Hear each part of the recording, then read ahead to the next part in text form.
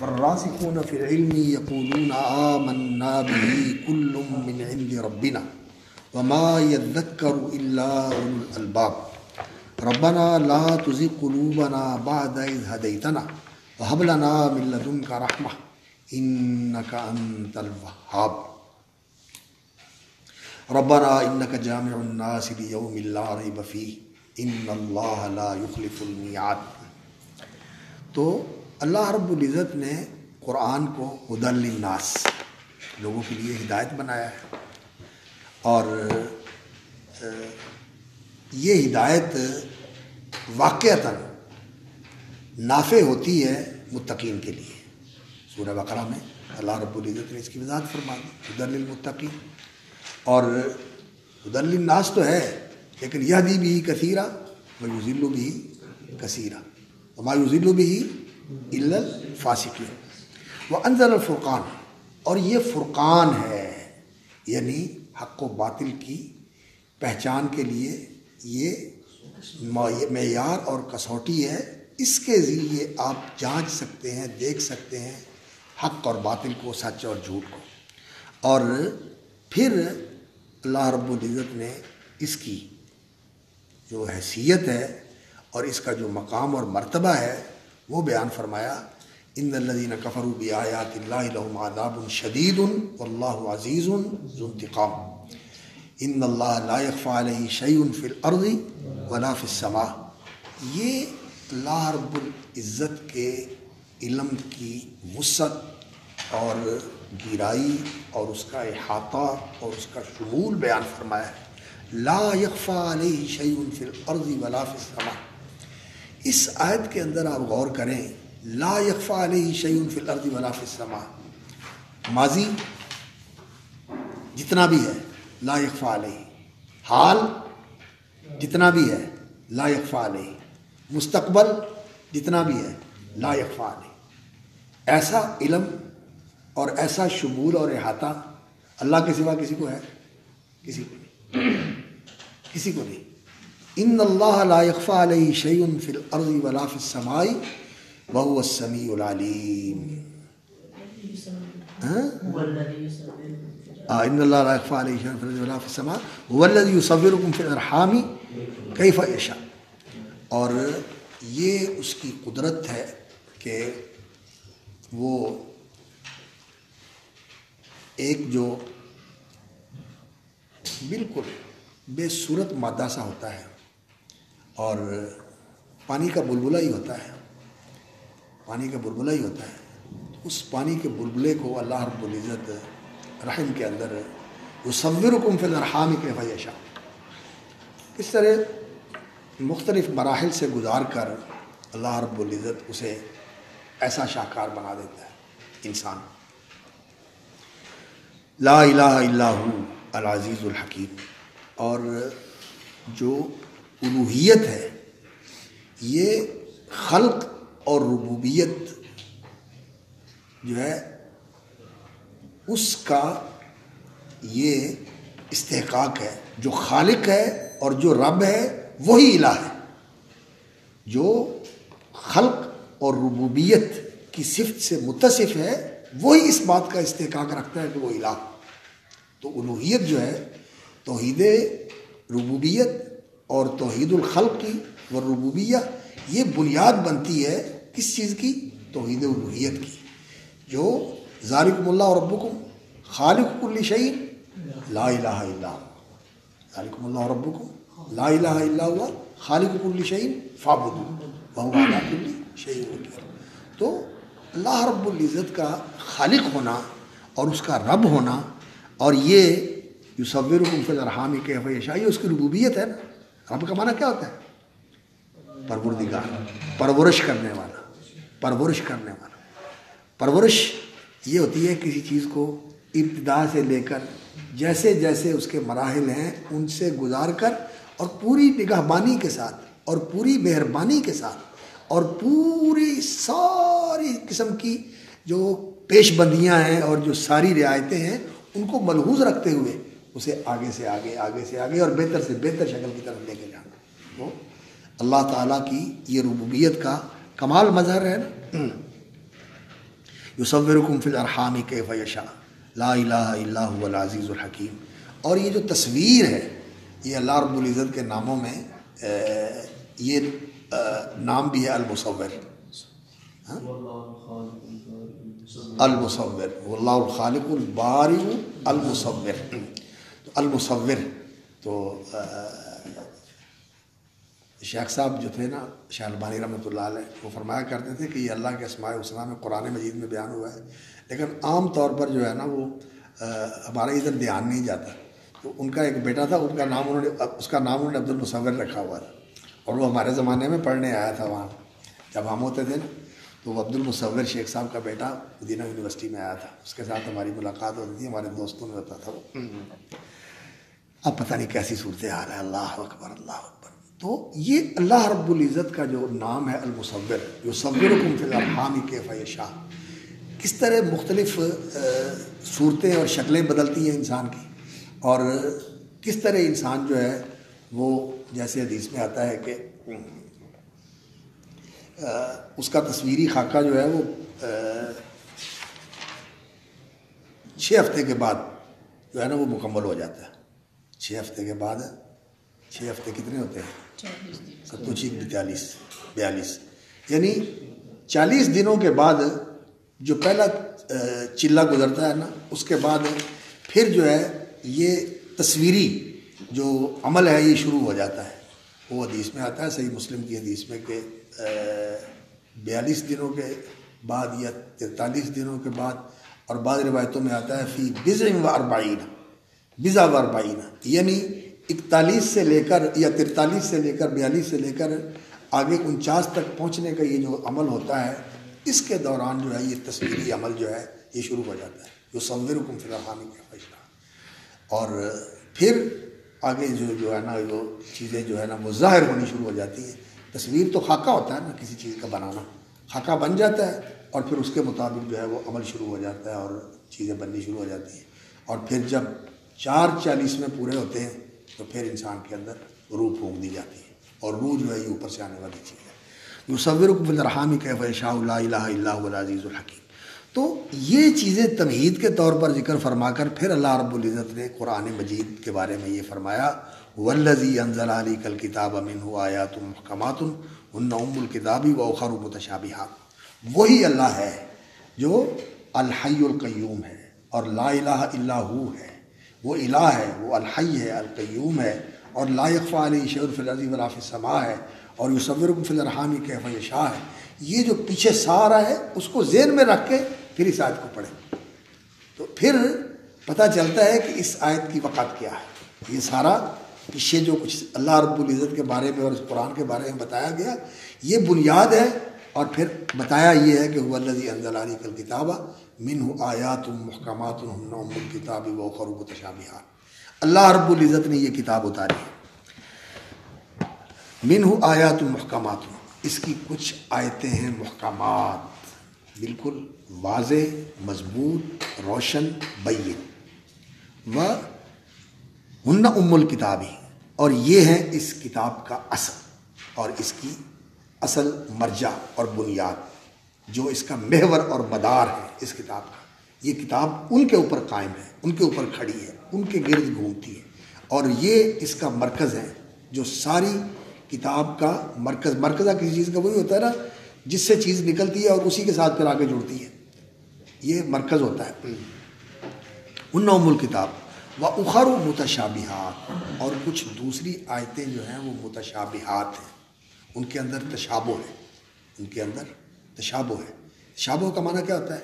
ये जो मुहकमात हैं ये तो बैयिन और वाज़े हैं, सुनी और बिल्कुल बात जो है वो ज़हन में आ गई और क्लियर हो गई। तो वह उखरु मुतशाबिहात, और कुछ दूसरी ऐसी हैं जिनके अंदर तशाबो पाया जाता है। तशाबो क्या होता है? तशाबा या तशाबहु, तशाबुहन का माना होता है मिलता जुलता होना। ये चीज़ उससे थोड़ी सी ये चीज़ मिलती है, उससे थोड़ी सी ये चीज़ मिलती है, उससे थोड़ी सी ये चीज़ मिलती है। अब ये मुतशाबिहात मिलती जुलती चीज़ें हैं, लेकिन उनके अंदर फ़र्क भी होता है। तशाबो जो है ये अब इंसानों के दरमियान तशाबो होता है ना, हम सारे एक दूसरे के साथ मिलते जुलते इंसान हैं, लेकिन इम्तियाज़ भी है, इम्तियाज़ भी है। اور یہ اللہ رب العزت کی تخلیق کی عجیب شان ہے کہ تشابہ بھی وہ پیدا کرتا ہے اور امتیاز بھی پیدا کرتا ہے. اب ہمیں تو سمجھ نہیں آتا جلدی سے، لیکن جو لوگ تحقیق کے ساتھ اور تدقیق کے ساتھ مطالعہ کرتے ہیں تو پھر وہ ان چیزوں کو محسوس کرتے ہیں. اب کہتے ہیں کہ انسان جو ہے نا، اس کا یہ چہرہ ہے نا، ایک سمت اور دوسری سمت، یہ دونوں ملتے جلتے ہوتے ہیں لیکن دونوں مختلف ہوتے ہیں. دونوں مختلف ہوتے ہیں. دائیں سائڈ جو ہے بائیں سائڈ سے مختلف ہوتی ہے، ہاتھوں میں بھی، ادھر بھی، آنکھوں میں بھی. اور اس کو الگ کر دیا جائے، اس کو الگ کر دیا جائے تو دونوں کے اندر فرق جو ہے واضح ہوتا ہے. تو یہ دو چیزوں کے اندر تشابہ بھی ہے اور امتیاز بھی ہے. امتیاز بھی ہے. اور اسی طرح اللہ رب العزت نے چیزیں بنائی ہیں. یہ ہم نے تو اس چیز کا مطالعہ نہیں کیا، لیکن جن لوگوں نے مطالعہ کیا ہے وہ کہتے ہیں کہ یہ جو جانور ہوتے ہیں، اور مثلا بلی ہوتی ہے یا اس طرح جو چیتا ہوتا ہے، ان کی جو داڑیاں ہوتی ہیں یہ ایک دوسرے سے نہیں ملتی. اسی طرح زیبرا ہوتا ہے، ان کی داڑیاں ایک دوسرے سے نہیں ملتی. جو ایک کی ہے بالکل 100% اس کی دوسرے کی ویسا نہیں ہوتا، بلکہ مختلف ہوگی. اسی طرح جیسے ہمارے ہاتھ کے پرنٹ ہیں، یہ ایک دوسرے سے نہیں ملتے. اس طرح ہماری آنکھوں کے اندر جو بناوٹ ہے، آنکھوں کے اندر جو بنی ہوئی ہیں، یہ ایک دوسرے سے ملتی ہیں، لیکن ان کے اندر بھی دائیں بائیں کا فرق بھی ہوتا ہے، اور ایک انسان کی دوسرے انسان سے بھی مختلف ہوتی ہے. جو انسان کی پہچان کی جاتی ہے نا، وہ دو چیزوں سے ہوتی ہے پہچان. ایک داخلی پہچان تو اس کے ڈی این اے سے ہوتی ہے، اور دوسری جو پہچان ہے اس کی ہوتی ہے آنکھوں کے پرنٹ سے اور آنکھوں سے. آنکھوں کا رنگ، ان کا سائز اور ان کی بناوٹ ایک سے دوسرے انسان کے ساتھ مختلف ہوتی ہے. تو تشابہ جو ہوتا ہے وہ یہ ہوتا ہے کہ چیزیں ملتی جلتی ہیں، ان کو پہچاننا کہ اس میں جو ہے وہ کیا اس کے ساتھ ملتی ہے. اس کے لیے انسان کو دقت نظر کی ضرورت ہوتی ہے، غور و فکر کی ضرورت ہوتی ہے. یہ ملتی جلتی ہے اس کے ساتھ، لیکن اس کو جوڑنا کس کے ساتھ ہے؟ محکم کے ساتھ. تشابہ ہے. تو یہ تشابہ کس لیے ہوتا ہے؟ یہ اس لیے ہوتا ہے کہ انسان اس کو سرسری نہ لے، بلکہ اس میں غور و فکر کرے. یہ غور و فکر کا عادی بنانے کے لیے اور غور و فکر کی انسان کو تمرین کروانے کے لیے اللہ رب العزت نے متشابہات بھی رکھی ہوئی ہیں. لوگ یہ سمجھتے ہیں کہ یہ کیوں ہے؟ جب قرآن ہدی للناس اور بیان ہے اور تبیان لکل شیء ہے، تو تشابہ والی آیتیں کیوں آئی ہیں؟ کیوں آئی ہیں؟ ذہن میں بات آتی ہے نا. تو اس لیے آئی ہے کہ انسان کی تربیت ہو. انسان کی تربیت ہو، دو چیزوں کی تربیت. ایک تو غور و فکر کی اس کے اندر صلاحیت جو ہے یہ بڑھے اور اس کے اندر اضافہ ہو، اور دوسرا اس لیے کہ انسان کا جو بنیادی یہاں مرحلہ ہے وہ ہے امتحان کا. وہ ہے امتحان کا، ابتلا کا. وَإِن كُنَّا لَمُبْتَلِينَ. اور ہم یقیناً ابتلا کرنے والے ہیں، آزمانے والے ہیں، امتحان لینے والے ہیں، انسان کی جانچ کرنے والے ہیں. اور جانچ کس چیز کی ہے؟ وہ انسان کی راست فکری کی جانچ ہے. یہ صحیح فکر رکھتا ہے، صحیح جذبہ رکھتا ہے، صحیح محرک عمل رکھتا ہے، اور صحیح راہ کو اختیار کرنے کی کوشش کرتا ہے. اور پھر جو صحیح راہ اس کو دکھائی دیتی ہے، اپنی پوری صلاحیت صرف کر کے پھر اس کو اختیار کرتا ہے یا نہیں کرتا، یا یہ کسی اور ضد، اناد، ہٹ درمی یا کوئی مفاد یا کوئی اور اندھے پن کا مظاہرہ کر کے ایسا راستہ اختیار کرتا ہے. یہ امتحان ہے. تو اس کے اندر تمرین بھی ہے اور امتحان بھی ہے. وَأُخَرُ مُتَشَابِهَاتٌ. اور یہ متشابہات کیا ہوتی ہیں؟ متشابہات کا جو مفہوم ہے، وَأُخَرُ مُتَشَابِهَاتٌ، کچھ آیتیں ایسی ہیں جن کے اندر تشابہ پایا جاتا ہے، یعنی وہ انسان کو شبہ میں ڈال دیتی ہے. شبہ کیا ہوتا ہے؟ یہ چیز گڑبڑ ہو جاتی ہے یا ایک الجھاؤ آ جاتا ہے جس کی وجہ سے بات کلیئر نہیں ہو رہی. تو ایسی صورت میں پھر کیا کرنا ہوتا ہے انسان نے؟ پہلی بات تو یہ ہے کہ کل من عند ربنا، ایسے موقع پر یہ ماننا ہوتا ہے کہ یہ اللہ کی طرف سے ہے، اور جتنا مجھے سمجھ میں آ گیا ہے اس کو تو میں مان لوں، اور جو سمجھ میں نہیں آیا یہ میں اللہ سے مانگوں کہ مجھے سمجھا دے اور مجھے یقین اور مجھے اطمینان نصیب فرما دے. یہ اللہ رب العزت سے دعا کروں، فوراً جو ہے اس کے بارے میں رد عمل ظاہر کر کے یہ کیا کہ یہ کیا ہے، نہیں. انسان جو ہے اس کو اللہ کی طرف سے سمجھے کہ ہے یہ اللہ کی طرف سے اور اس میں بات ہے، لیکن میری سمجھ کی کمی ہے کہ میں اس کو ابھی تک سمجھ نہیں پا رہا، تو میں صبر بھی کروں، غور بھی کروں، اللہ سے دعا بھی کروں اور تدبر سے بھی کام لوں، آہستہ آہستہ آہستہ آہستہ چیز سمجھ آ جاتی ہے۔ تو والراسخون فی العلم یقولون آمنا بہ کل من عند ربنا، سمجھ آ گئی پھر بھی من عند ربنا، تھوڑی سمجھ آئی پھر بھی من عند ربنا، اور زیادہ سمجھ آ گئی من عند ربنا۔ تو یہ انسان کا رویہ ہونا چاہیے۔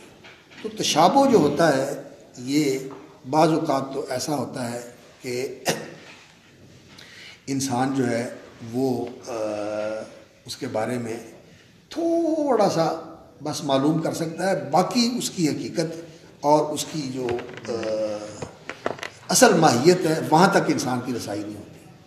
تو اس طرح کی آیتیں جو ہیں بعض علماء کہتے ہیں کہ جو اللہ رب العزت کی صفات ہیں، اللہ رب العزت کی ذات ہے، اللہ رب العزت کے جو افعال ہیں، ان کے بارے میں جو ظاہر کے اندر بتا دیا گیا ہے اور اس سے جتنا انسان کا علم ہے وہ سمجھ سکتا ہے اس کو مان لینا چاہیے، اور باقی کیفیت، ماہیت اور جو اس کے ملابسات اور اس کے متعلقات ہیں ان کے بارے میں انسان نہیں جانتا، وہاں خاموش ہو جانا چاہیے۔ تو اللہ رب العزت کے اسماء و صفات جو ہیں اور اللہ رب العزت کے افعال جو ہیں ان کے متعلق جو آیات ہیں ان کے بارے میں ہم کیا کہتے ہیں؟ ہم کہتے ہیں کہ سمیع، اللہ تعالیٰ سمیع ہے، لیکن جیسے ہم سنتے ہیں ایسے اللہ سنتا ہے؟ جتنی ہماری قوت ہے سماع کی اللہ تعالیٰ کی ایسی ہے؟ نہیں، نہ ہماری طرح اس کا سننا اس طرح جیسے ہم سنتے ہیں، ایک کان ہے، پردہ ہے، اور یہاں آواز جو ہے اس طرح لہروں کے ساتھ جاتی ہے، ٹکراتی ہے، پھر وہاں سے ادھر دماغ کے اندر جاتی ہے اور وہ جا کے پہچانتا ہے کہ یہ کیا کہا جا رہا ہے۔ اللہ رب العزت کے لیے یہ ساری چیزیں جو ہیں نا یہ نہیں، اللہ رب العزت کے لیے کیا صورت ہے ہم جانتے ہی نہیں، سمع ہے لیکن کیسا ہے اس کی کیفیت نہیں جانتے، اور اس کی حدود کیا ہے یہ بھی ہم نہیں جانتے۔ جیسے اللہ رب العزت کی ذات ہے اس کی بھی کوئی حد نہیں ہم جانتے، اور اللہ رب العزت کی صفات کی بھی کوئی نہیں جانتے۔ ان کے اندر بھی تشابہ ہے، یہ بھی متشابہات میں آتی ہے۔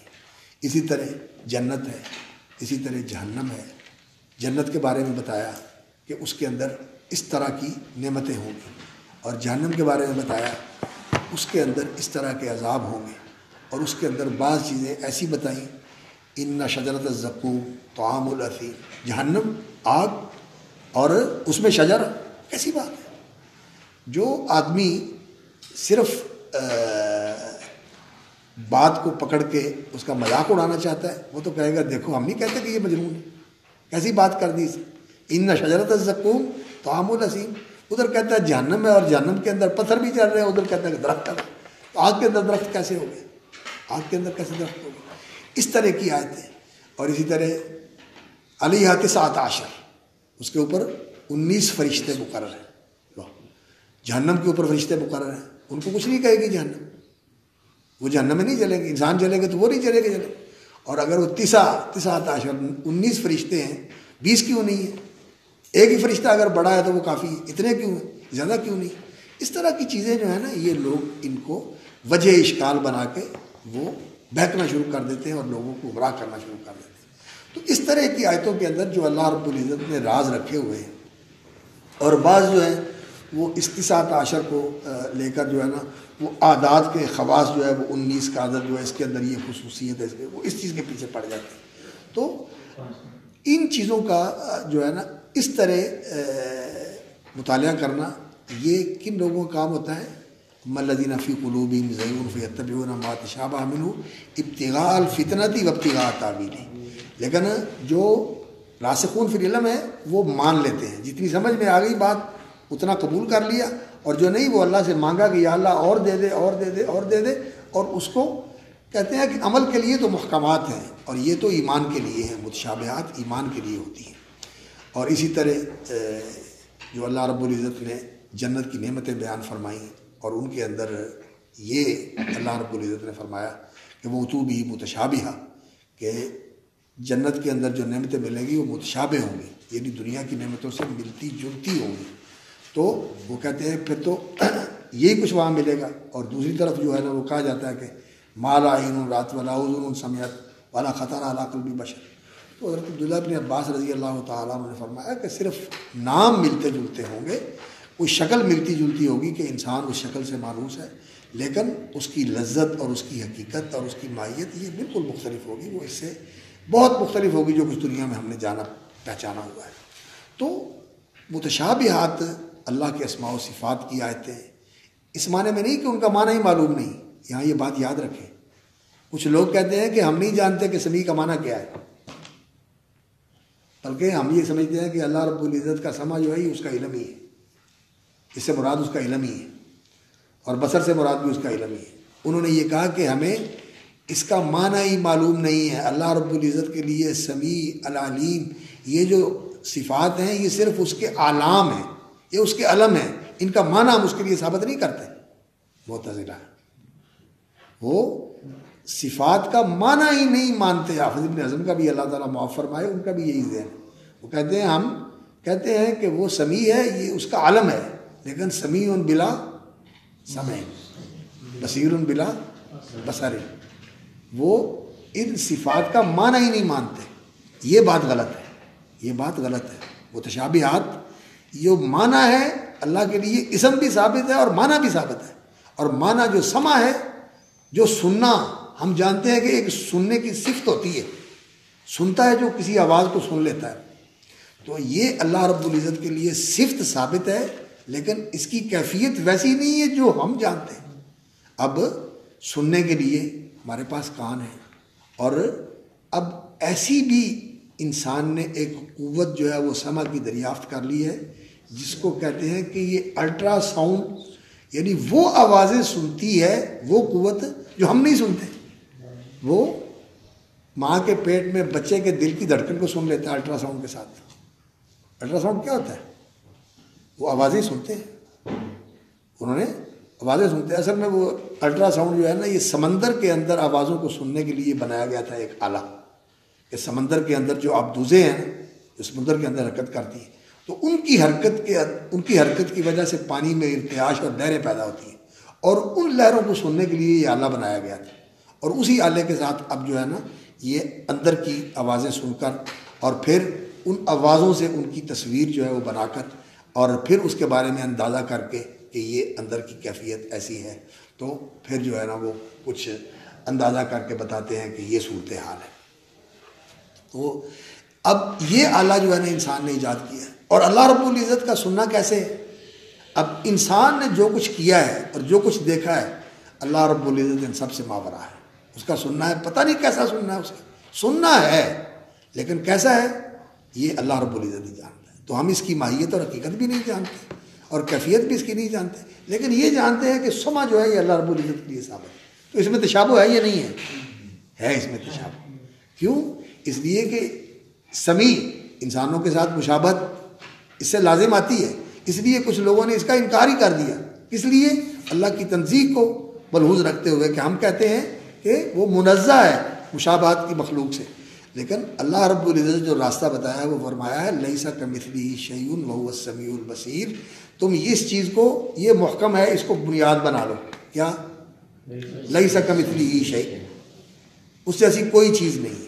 مخلوقات جتنی ہے ان سب کی مماثلت سے وہ پاک ہے، اور ان میں سے کوئی چیز جو ہے وہ اس کی نظیر اور مثیل نہیں ہے. یہ ہے محکم، لیس کمثلہ شیء وہو السمیع البصیر. یہ ہے متشابہ. متشابہ کس معنی میں ہے؟ کہ سمیع بصیر بندہ بھی ہے، فجعلناہ سمیعا بصیرا، اور اللہ بھی ہے، لیکن دونوں ایک جیسے ہیں؟ نہیں، دونوں ایک جیسے نہیں.